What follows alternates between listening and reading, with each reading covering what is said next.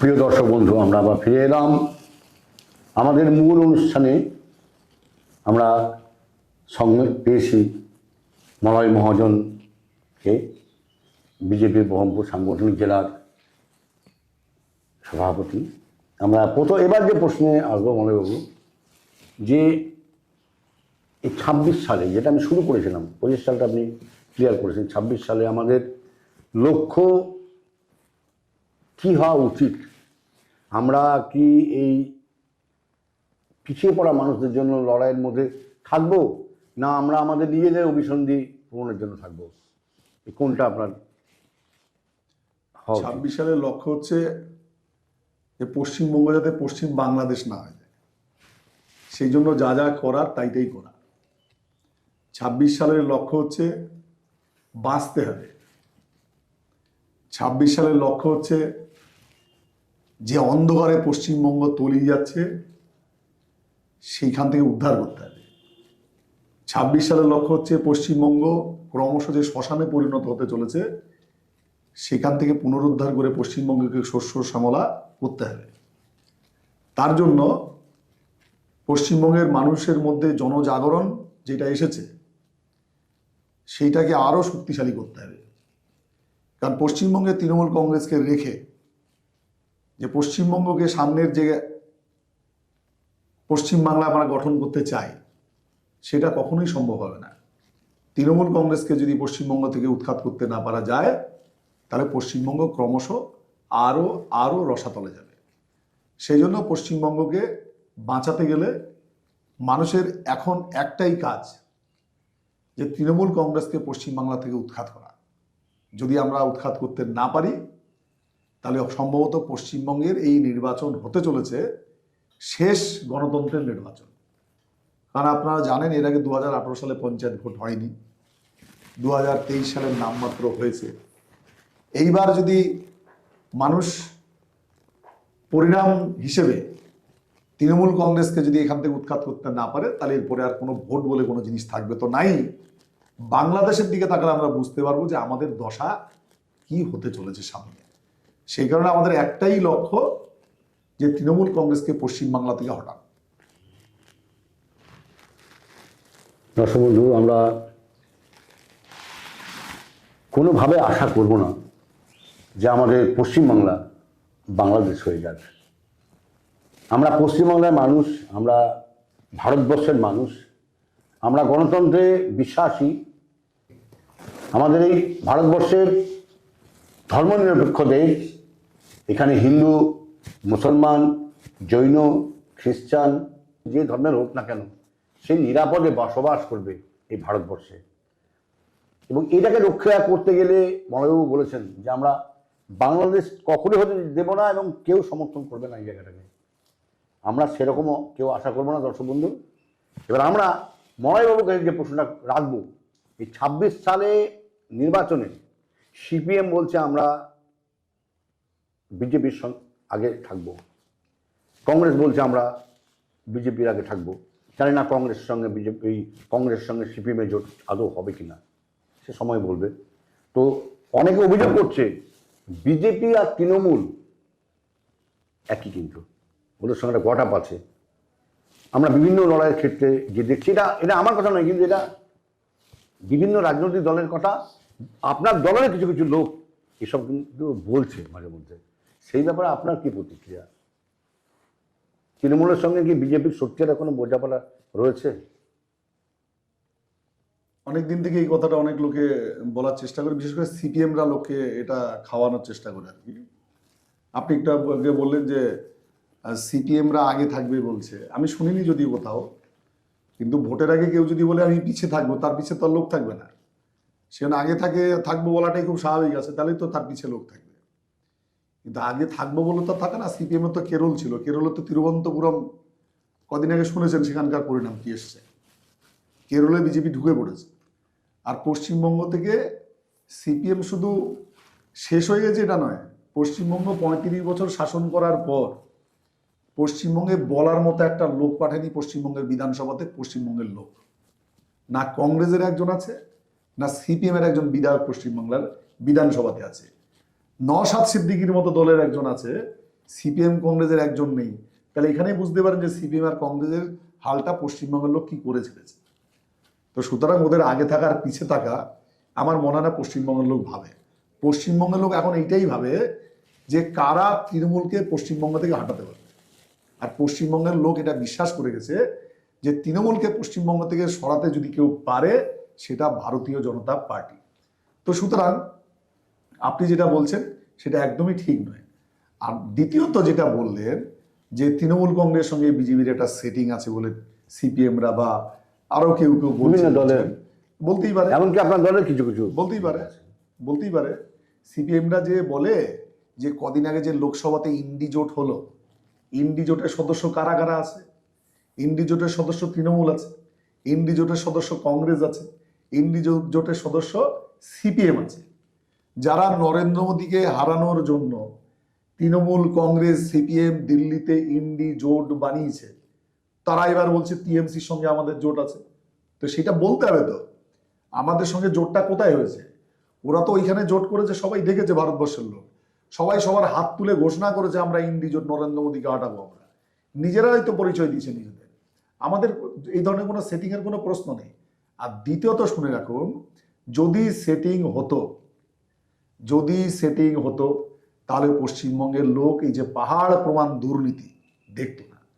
পুকুরের জল সেচে মোবাইল উদ্ধার করা, টাকার মেশিন এনে টাকা গোনা, শিক্ষামন্ত্রী রেশন মন্ত্রীকে জেলে পোড়া, স্কুল সার্ভিস কমিশনের সমস্ত দুর্নীতি জনমানসে আজকে যে প্রকাশিত হয়েছে, তার জন্য যদি কেউ করে থাকে এটা, সেটা দিল্লিতে ভারতীয় জনতা পার্টির সরকার ছিল বলে এটা হয়েছে।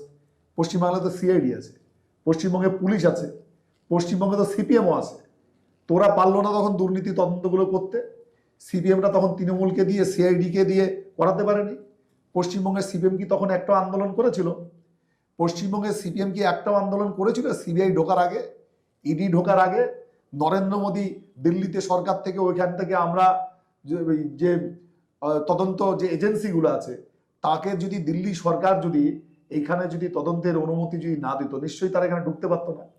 তাহলে কোর্টের স্পেশাল পারমিশনে সিবিআই ইডি এখানে তদন্ত করলো। সিপিএম এর মুখে তো আমরা কোনোদিন শুনিনি যে পশ্চিমবঙ্গে তৃণমূল সরকার এত দুর্নীতি আছে বলতে। যেই না সিবিআই কাজ করতে শুরু করেছে, যেই না ইডি কাজ করতে শুরু করেছে, সিপিএম এর অমনি তাদের চাতুর্য, যেটা তাদের যে চাতুরীপূর্ণ কথাবার্তা, যে কান টানলে মাথা আসে, মমতা ব্যানার্জিকে ধরতে হবে, অভিষেককে ধরতে হবে, ধরলেই তাহলে সবকিছু শেষ হবে। তো সিপিএম তো অনেক কিছু করতে পারত। সিপিএম তো পশ্চিমবঙ্গে 34 বছর ক্ষমতায় ছিল। 34 বছর ক্ষমতায় থাকার পরে সিপিএম পশ্চিমবাংলাটাকে কি কি বানিয়েছে। আজকে যে ওরা সেটিং তত্ত্ব দিচ্ছে, সেই সেটিং এর সঙ্গে কোনো ভিত্তি নেই, এখানে কোনো কারণই থাকতে পারে না। পশ্চিমবঙ্গে তৃণমূল কংগ্রেসের সঙ্গে সেটিং করে দিল্লিতে কি বিজেপি সরকার বাঁচাতে চায়, না তৃণমূল কংগ্রেসের উপর দিল্লি সরকার নির্ভর করছে? আমরা পশ্চিমবঙ্গের প্রধান বিরোধী দল, আমরা 77টা আসন আগেরবার জিতেছি, আগেরবার 12টা লোকসভার আসন জিতেছি। পশ্চিমবঙ্গে এবার ক্ষমতা দখল করবো বলে আমরা লড়ছি। সিপিএম ওই ধরনের কথা বলে থাকে, বলবে, কারণ রাজনীতিতে টিকে থাকতে গেলে ওসব বলতে হয়, তাই ওরা বলছে। এর সঙ্গে বাস্তবের কোনো ভিত্তি নেই। সেটিং যদি কিছু কারোর সঙ্গে থাকে, সিপিএম এর সঙ্গে তৃণমূলের থাকতে পারে। দর্শক বন্ধু, আমরা মলয়বাবুর মূল্যবান বক্তব্য আপনাদের কাছে পৌঁছে দেওয়ার চেষ্টা করছি। মলয়বাবু, এবারে যে বক্তব্য যাবো আমরা, 26-এর যে নির্বাচন, আপনার দল কতগুলো আসন পেতে পারে বলে আপনি আশাবাদী? ওই রকম করে ধরুন একটু না, ওই মোটামুটি আপনার কি ভাবনা করেছেন? আমি বহরমপুর সাংগঠনিক জেলার, আপনি বলুন জেলায় কতগুলো সিট, পশ্চিমবঙ্গের বাকি জেলায় কতগুলো সিট। না, আমি আপনাকে ধরছি না, প্রশ্ন যাচ্ছি না, আমি পশ্চিমবঙ্গ বাংলার কথা, পশ্চিমবঙ্গের নেতৃত্বের কাছে আমি নিশ্চয় প্রশ্ন রাখবো পরবর্তীকালে। তো যাক, আমি আপনাকে জানতে চাই মুর্শিদাবাদ জেলায় তৃণমূল কতগুলো আসন দাবি করে? আমি প্রথমে একটা নিয়ে অত্যন্ত পরিষ্কার করে আপনাকে বলতে পারি, গত বিধানসভা নির্বাচনে মুর্শিদাবাদে বহরমপুরে বিজেপির যা আসন সংখ্যা ছিল, এবার তার থেকে অনেক বাড়বে, এটা প্রথম কথা। যদি বলেন কত বাড়বে, এখানে 22টা আসন আছে, 22টা জিততে পারি, 21টা জিততে পারি, 20টা জিততে পারি, 19টা জিততে পারি, 18টা জিততে পারি, আবার 8খানা আসনও জিততে পারি। কিন্তু সংখ্যা আমি বলতে পারবো না, কিন্তু আমি এইটা বলতে পারবো গত বছর যে আসন আমরা তার পেয়েছিলাম থেকে বাড়বে। তার থেকে অনেক বেশি আসন ভারতীয় জনতা পার্টি এবার বহরমপুর সাংগঠনিক জেলা তথা মুর্শিদাবাদে পাবে। বাহ, আমরা খুব সুন্দর কথা শুনছি। উনি আশাবাদী গতবারে যে ফল হয়েছিল বিজেপির তার থেকে অনেক ভালো ফল করবে। মোড়াবু একটা প্রশ্ন করি, যে এখানে বামপন্থীরা কিন্তু আগের থেকে অনেক সক্রিয়।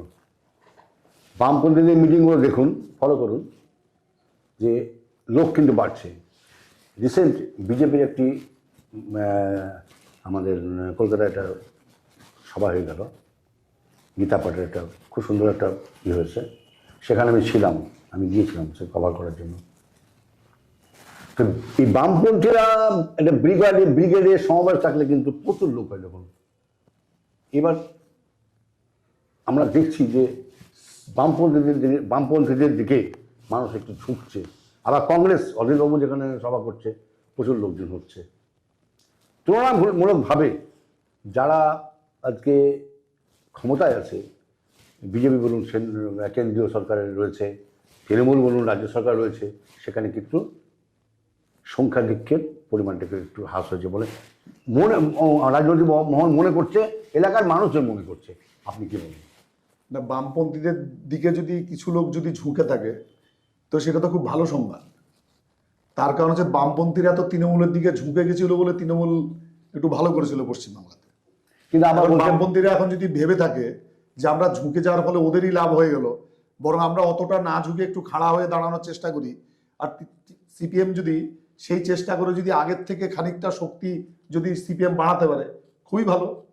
কিন্তু আপনি এটা ভাববেন না সিপিএম সেই শক্তিকে আসনে কনভার্ট করতে পারবে, সিপিএম সেই শক্তি দিয়ে আসন জিততে পারবে। তা হয়তো করতে পারবে না, কিন্তু অনেকটা আপনাদেরকে ভালো তো ওয়েলকাম, আমরা তো চাই একটু খাড়া হয়ে দাঁড়ানো। বিরোধী শূন্য হয়ে আজকে পশ্চিমবাংলায় তো সিপিএম নেই, কংগ্রেসও নেই, আপনারা রয়েছেন, বিজেপি রয়েছেন বিরোধী ভূমিকায়, সরকার রয়েছেন তৃণমূল। সিপিএমের বা কংগ্রেসের করার কটা কিছু নাই চিৎকার করার, কিন্তু আজকে সিপিএমরা বলছে, কংগ্রেসরা বলছে, আমরা যদি কিছু আসন পাই আমরা অন্তপক্ষে এইগুলোকে যে অন্যায় কাজগুলো করছে সরকার সেগুলোকে আমরা প্রতিহত করতে পারবো। না ঠিকই তো, আমি তো বলছি তো সিপিএমরা ওসব পেছনে যেটা করেছে সেটা ভুলে ওরা একটু নিজেদের পরিচয়টা যদি ধরে রাখতে পারে, তার জন্য একটু মিছিল মিটিং করে জনমানসের নিজেদের মানে যা পরিচিতি জানান দিতে পারে, খুব ভালো। ওরা ক্রমশ হারিয়ে যাচ্ছিল, ওদের সমস্ত লোকজন টিএমসিতে চলে যাচ্ছিল, তা বোঝাই যাচ্ছিল না যে সিপিএম বলে দল আছে। ওরা এখন একটু যদি পতাকা নাড়ানাড়ি করে সেটা ভালো জিনিস, তো খারাপ না। একটা কথা আপনাকে বলি, আমরা দেখেছি এখানে বিভিন্ন আমাদের মুখ্যমন্ত্রী মমতা ব্যানার্জি যে সভাগুলো এখন করছে, প্রশাসনিক বৈঠকগুলো, উনি কিন্তু পরিষ্কার পরিচ্ছন্নভাবে বলছেন যে কেউ কোনো বেয়াদবি করলে, একদম আমি ছোটো করে বলছি আর কি, সময় আমাদের খুব সংক্ষিপ্ত, তাকে রিয়াক্ট করা হবে না। উনি কিন্তু পরিষ্কারভাবে কখনো কোনো সবাই এসে মানে একদম হুঙ্কার দিয়ে বলছেন অফিসারদিকে এবং তার কর্মীদেরকেও, যে সংযত না হলে সামনের দিন আমি স্টেপ নেব। এবং উনি রিসেন্ট কিন্তু অনেকগুলো স্টেপ নিয়েছেন প্রশাসনিক মহলেও, যেমন শামশেরগঞ্জে 2জন ওসি সাসপেন্ড হয়েছেন, তো বিচারাধীন এখন ওই ব্যাপারটা নিয়ে আমাদের প্রশ্ন না যায়, উচিত একটা রায় হয়েছে রিসেন্ট। তো এই যে আজকে ধরুন এই যে মমতা ব্যানার্জি পরিষ্কার কিন্তু বলছে, তো এটাই কি কার্যকরী হচ্ছে বলে আপনার মনে হয় যে প্রশাসনিক মহল খুব সুন্দরভাবে তার নির্দেশ পালন করছে, বা তার দলের লোকেরা খুব ভালোভাবে নির্দেশ পালন করছে? এটা কি মমতা ব্যানার্জির কাজের মধ্যে পড়ে? এখানে ডিএমকে, বিডিওকে আর ওসিকে ডেকে এখানে শাসন করা, ধমক দেওয়া, এটা তো একটা সিস্টেম, এটা ব্যবস্থা। রাজ্য দেশ চলবে তার একটা ব্যবস্থার ভিত্তিতে। নরেন্দ্র মোদী কি এয়ারপোর্টে বসে আন্তর্জাতিক চোরাচালান বন্ধ করবার জন্য দাঁড়িয়ে থাকবে? তার ব্যবস্থাটা এমন থাকবে যে সেই ব্যবস্থার মাধ্যমে একটা মুখ্যমন্ত্রী যার যেটা দায়িত্ব সে দায়িত্ব পালন করতে থাকবে। পুলিশ তো আপনি সেটা বলছেন, আমরা তো পুলিশকে দেখেছি, তো সেই রানাঘাটের প্রধানমন্ত্রী নরেন্দ্র মোদী এসেছিল, পুলিশ তো নরেন্দ্র মোদীর মিটিং ফ্লপ করবার জন্য আর পয়সা তোলার জন্য ওরা বালির গাড়ি আর পাথরের গাড়িকে পুলিশ নিজের জিপকে সামনে করে দিয়ে রাস্তা ব্লক করে রেখেছে। তো পশ্চিমবঙ্গের পুলিশ তো মমতা ব্যানার্জি এসে কি গাড়ি সরাবে? পুলিশের জানা থাকবে এটা যে আমার বালির গাড়ি ওখানে থামানো হবে না, আমার পাথরের গাড়ি আটকে পয়সা তোলা যাবে না, এইখানে কলকাতায় মিটিংয়ে যেহেতু লোকে যাচ্ছে এখানে অকারণ বাধা সৃষ্টি করা যাবে না, পুলিশকে টেবিলের তলায় লুকানো যাবে না, সাহস করে বেরিয়ে আসতে হবে। মার খেতে গেলে মার খাওয়ার কাজ যেগুলো সেগুলো করা যাবে না, কারণ ছাই দিয়ে দড়ি পাকানো যাবে না। পুলিশ যে যে কাজগুলো করে সেই কাজগুলো পুলিশ করবে না, এটা মমতা ব্যানার্জি যদি বলে তাহলে পুলিশ কোথায় সমস্ত কাজ করতে পারবে না। মমতা ব্যানার্জিকে পুলিশ পয়সা তুলে দেওয়ার দায়িত্ব, তৃণমূল সরকারকে বালির খাদান থেকে, কয়লা খাদান থেকে, পাথর খাদান থেকে পয়সা তুলে আজকে দিদিমণি দাদামণিদের কাছে যাবে, ভাইপোর কাছে যাবে, তারপর তৃণমূলের দল চলবে, সরকার চলবে। আর মাঝে মাঝে এখানে এসে ভালো মানুষ সাজবে ধমক ধমক দিয়ে, এসব করার দরকার পড়বে না। সরকার উপর থেকে চলে, সরকার উপর থেকে বলবে রাজ্যে কোনো দুর্নীতি থাকবে না, কোথাও কোনো দুর্নীতি থাকবে না। আপনি নরেন্দ্র মোদী সরকার বলুন, উত্তরপ্রদেশ সরকার বলুন, গুজরাট বলুন, রাজস্থান বলুন, বিজেপি শাসিত একটা রাজ্য সরকারের নাম বলুন যেখানে দুর্নীতি নিয়ে এইরকম হাল্লা তৈরি হয়েছে। পশ্চিমবঙ্গে এমন লোকই খুঁজে পাওয়া মুশকিল যার জেল হয়নি, মন্ত্রী জেলের বাইরে আছে। পশ্চিমবঙ্গের এইরকম একটা অবস্থা তৈরি হয়েছে। তো মমতা ব্যানার্জি কি করবে? মমতা ব্যানার্জি যে আগে ভাবমূর্তি ছিল, দেখতে পান এখন হাই চটি পরা, সাদা শাড়ি পরা, সততার প্রতীক এসব বলতো। 294টা কেন্দ্রেই তো উনি লড়াই করেছেন, উনি বলতেন 294টা কেন্দ্রের মধ্যে মমতাই লড়াই করছে। তো বিজেপি যে 77টা জিতেছে সেই 77টাতে কে লড়াই করেছে? মমতা লড়াই করেছিল। তো এখন যে চোরগুলো যে জেলে ঢুকেছে, তো ওই জেলে যা ওখানে মমতা ঢুকেছে না, শীর্ষ যারা চোর তারা ঢুকেছে। 294টা লোক যদি মমতা হয় তাহলে যে কটা লোক জেলে গেছে সেটাও মমতা। যে কটা লোক এখনো চোরের দায়ে ঘুরে বেড়াচ্ছে, মমতা ব্যানার্জি ঘুরে বেড়াচ্ছে, এই দায় তো ওকেই নিতে হবে। একটা প্রশ্ন করি মনিবাবু, এই যে মমতা ব্যানার্জি আজকে প্রশ্ন উঠছে, মমতা ব্যানার্জি তো একটা রাজ্যের মুখ্যমন্ত্রী, তার পক্ষে তো সমস্ত মানে চেঞ্জ করা সম্ভব নয়। তাহলে মমতা ব্যানার্জি ছাড়া আর কারো নাম কেন গোটা পড়ছে? বাংলার কোনো নেতার নাম উঠছে না। টার্গেট কেন মমতা ব্যানার্জি হচ্ছে? টার্গেট কেন অভিষেক ব্যানার্জি হচ্ছে? টার্গেট তো সকলে হওয়া উচিত, তৃণমূল দলটাই হওয়া উচিত। তা নয় আজকে একটা ব্যক্তিকেন্দ্রিক কিছু মানুষকে কি মিথ্যে করে বদনাম দেওয়া হচ্ছে না? এটা আপনার প্রশ্ন রাখছি। মমতা ব্যানার্জি সরকারের মুখ্যমন্ত্রী। এই সরকারের আমলে পশ্চিমবঙ্গে যা যা কিছু হবে তার সমস্ত দায়ভার মুখ্যমন্ত্রী। এই দেশে যা যা কিছু হবে সমস্ত দায়ভার প্রধানমন্ত্রী, এটাই দেশের নিয়ম আছে। আর আপনি যেটা বলতে চাইলেন সমস্ত দোষ ওনার কেন হবে, উনি তো নিজেই তো সমস্ত দায়িত্ব নিয়েছেন, সে নিজেই পারেন, উনি তো বলেছেন। সারা পশ্চিমবাংলায় একটা কেউ একটা লাঠি কাউকে মারলো, পেটালো, আমরা দেখেছি তো বিভিন্ন দেশে হয়। উড়িষ্যাতে আমাদের এখানে পরিযায়ী শ্রমিকদের উপরে আক্রমণ হচ্ছে, গুজরাটেও আমাদের অনেক কিছু হচ্ছে বিভিন্ন। আমি কোনো সরকারকে দোষ দিচ্ছি না, কিন্তু সব রাজ্যেই কিন্তু এগুলো হচ্ছে। কোন দর্শন তো হচ্ছে, এমন তো নয় যে না শুধু পশ্চিমবাংলায় হচ্ছে, অন্য কোনো রাজ্যে হচ্ছে না। সব দেখুন, সব চারিদিকে চেয়ে দেখুন, সমস্ত রাজ্যে হচ্ছে। কিন্তু আজকে টার্গেট আমরা এইখানে মমতা ব্যানার্জি করছি, এটা কি একটা বেশি বেশি বাড়াবাড়ি করছি না? তার কারণ হচ্ছে মমতা ব্যানার্জি এখানে যেটা চালাচ্ছেন একনায়কতান্ত্রিক একটা শাসন উনি চালাচ্ছেন। উনি পশ্চিমবঙ্গের মুখ্যমন্ত্রী, উনি ওনার দলের প্রধান, উনি ক্যাপ্টেন, উনি দলকে কোনো গণতান্ত্রিক উপায়ে নয়, উনি ব্যক্তিতান্ত্রিক উপায়ে আচ্ছা, আমরা এবার অন্য প্রসঙ্গে যাবো মনিবাবু, যে আমাদের 26 সালের যে নির্বাচন প্রায় দোরগোড়ায়, আপনাদের নতুন আমি তো অনেক কথা বললেন যে আপনাদের খুব সুন্দর সুন্দর কথা বলেছেন। বিচার করার তো মানুষ, মালিক হচ্ছে মানুষ, ভোটের মধ্যে বিচার দেবে। তো আপনি যে লাস্ট যে কিছু কোশ্চেন আপনাকে নিয়ে যাব, এই 26 সালের নির্বাচনে আপনার নতুন কি স্লোগান থাকবে? আপনি বললেন, সমস্ত কিছু বললেন, আর কি নতুন স্লোগান থাকবে আরো একটু বেশি করে বলুন। 26-এর নির্বাচন, তৃণমূলের বিসর্জন, বাঁচতে চাই বিজেপি তাই, এগুলি আমাদের স্লোগান। এবার বাংলা পারলে সামলা, স্লোগানগুলো এইগুলি আমাদের স্লোগান। সেখানে রাস্তাঘাট উন্নয়নের কথা কি থাকছে না? না, নিশ্চয়ই থাকবে। আপনি তো দুটো তিনটে কথা শুনতে চাই, হ্যাঁ, তা আমাদের সেগুলো ইস্তেহার থাকবে। আমরা কি করতে চাই জিতলে নিশ্চয়ই থাকবে। তার তো স্টুডিওতে 1 ঘন্টা ওই নিয়ে প্রোগ্রাম করতে হবে, আমাদের এটা স্লোগান। ঠিকই। না, আমি বলছি রাস্তাঘাট, ধরুন আমি আগে একটু বলতে চাইছিলাম আপনাকে, বিদ্যুতের দাম নিয়ে কি কোনো লড়াইয়ের মধ্যে বিজেপি করবে না?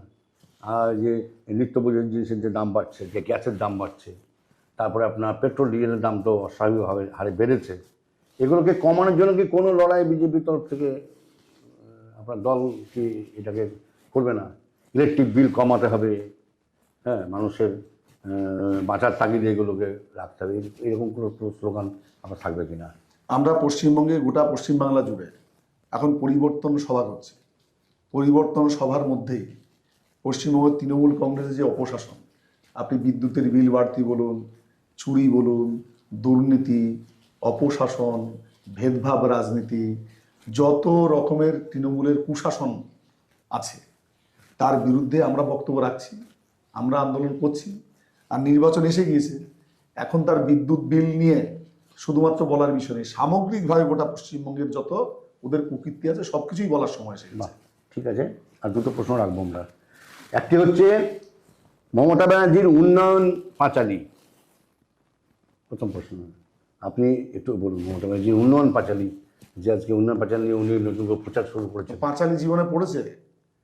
আমার তো মনে হয় না। পাঁচালী কি? উনি তো বললাম যে মন্ত্রিসভা শপথ নিয়েছে ঈশ্বর ও আল্লাহর নামে, তো উনি শপথ নিয়েছে ঈশ্বর আল্লাহ নামে, উন্নয়নের পাঁচালী যেটা পড়ছেন। তো ওনার দলের যারা লোকজন তারা যেভাবে দলকে করতে গেছে, যেভাবে ভেদভাব রাজনীতি পশ্চিমবঙ্গে নামিয়ে এনেছেন, যেভাবে পশ্চিমবঙ্গকে পশ্চিম বাংলাদেশ হওয়ার জন্য যা যা ব্যবস্থা করার সেটা করছেন, সেই নাম তাদের দল পাঁচালী নামটা যুক্ত করার অন্তত গড়িত কাজ তাদের। কেন কি? কারণ পাঁচালী আমরা সাধারণত লক্ষ্মীবারে পাঁচালী পড়ার কথা আমরা মনে করি, একটা গুরুবারে একটা ভালো কাজে পাঁচালী পড়ি। তৃণমূল কংগ্রেসে আবার কি পাঁচালী? তৃণমূল কংগ্রেসে পাঁচালী বলতে তো কোনো ভালো কিছু ওর মধ্যে আমি মনে করি না থাকতে পারে। কারণ তৃণমূল কংগ্রেসে পশ্চিমবঙ্গে আপনি যদি বলেন লক্ষ্মীর ভাণ্ডার ভালো কাজ করেছে, খুব ভালো কাজ করেছে। কীরকম? মাকে 1000 টাকা দিচ্ছে, মেয়ে MA pass, MSc pass, B.Ed করেছে মেয়ে, আর মেয়েকে কলকাতা রাস্তায় বসিয়ে রেখেছে। যে সাদা খাতা জমা দিয়েছে তাকে চাকরি দিয়েছে, স্বজন পোষণ করেছে, আর যার যোগ্যতা সে কলকাতায় পথে বসে আছে।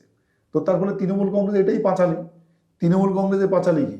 তৃণমূল কংগ্রেসের পাঁচালী হচ্ছে এটা, বালির খাদান, পাথর খাদান, এই সমস্ত জায়গা থেকে পয়সা তোলা, তোলাবাজি, তোলামূল, এইগুলো বললেই তো পাঁচালী শেষ হবে না ওদের। তোরা কোন কাজের কথাটা বলবে?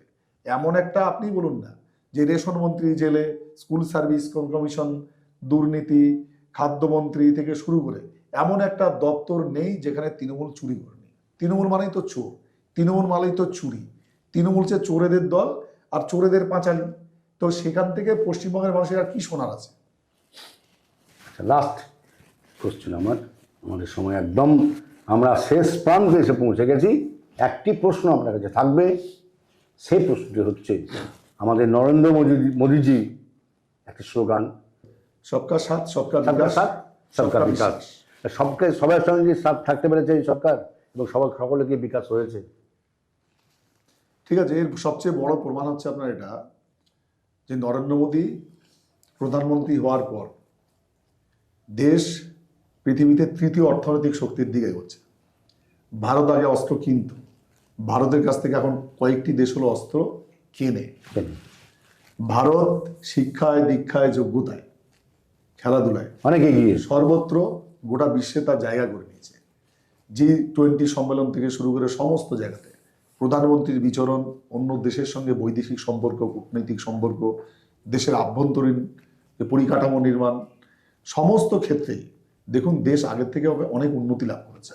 এবং দেশের কোনো একটি সিদ্ধান্তের বিরুদ্ধে এমন কোনো অসন্তোষ তৈরি হয়নি যাতে করে মনে হয় যে সবাইকে সঙ্গে নিয়ে সরকার চলতে চাইছে না, বরং সবাইকে নিয়ে সরকার চলেছে বলে নরেন্দ্র মোদীর জনপ্রিয়তা বেড়েছে। দেশে নরেন্দ্র মোদীর জনপ্রিয়তা আরও ঊর্ধ্বমুখী। সেই কারণে নরেন্দ্র মোদী এত জনপ্রিয়, আর সেই কারণেই নরেন্দ্র মোদী জনপ্রিয় হয়েছেন যাতে গোটা দেশের মানুষ বিশ্বাস করছে নেতা হতো কেসা হো, নরেন্দ্র মোদী জয়সা হো। জয়সা হো। দর্শক বন্ধু, আমরা একদম শেষ চলে এসেছি। আমরা নরেন্দ্র মোদীজির সবকা সাথ সবকা বিকাশ আমরা শুনলাম মলয়বাবুর কাছে থেকে, এবং তৃণমূল সরকারের উন্নয়নের পাঁচালী সম্পর্কে উনি বলেছেন, ওনার অভিমত উনি প্রকাশ করেছেন। তো আমরা অনুষ্ঠান শেষ করব। আমরা অপেক্ষায় রইলাম সামনে বিধানসভায় আমাদের গার্জেন, অর্থাৎ আমাদেরকে শাসন করবে কে, তার মালিক নির্ধারণ করবে কংগ্রেস, সিপিএম, বিজেপি, তৃণমূল। আমরা তৃণমূল বিজেপির উপরে অনেক আশাবাদী। তারা আমাদের দেশ চালাচ্ছে, এখন আমাদের রাজ্য চলছে। আমরা বিধানসভার আগেও অনেক উন্নয়নের কাজে আশায় রইলাম, এবং সামনের দিনে আলোকের নক্ষত্র বাসরে ক্ষণিকের অবসরে অশান্ত পৃথিবীতে শান্তির হাত ধরে, অশান্ত পৃথিবীতে শান্তির হাত ধরে ফিরে দেখা আজকের তিথি, ফিরে দেখা আজকের তিথি। আলোকের নক্ষত্র বাসরে ক্ষণিকের অবসরে অশান্ত পৃথিবীতে শান্তির হাত ধরে, অশান্ত পৃথিবীতে শান্তির হাত ধরে ফিরে দেখা আজকের তিথি, ফিরে দেখা আজকের তিথি। আলোকের নক্ষত্র বাসরে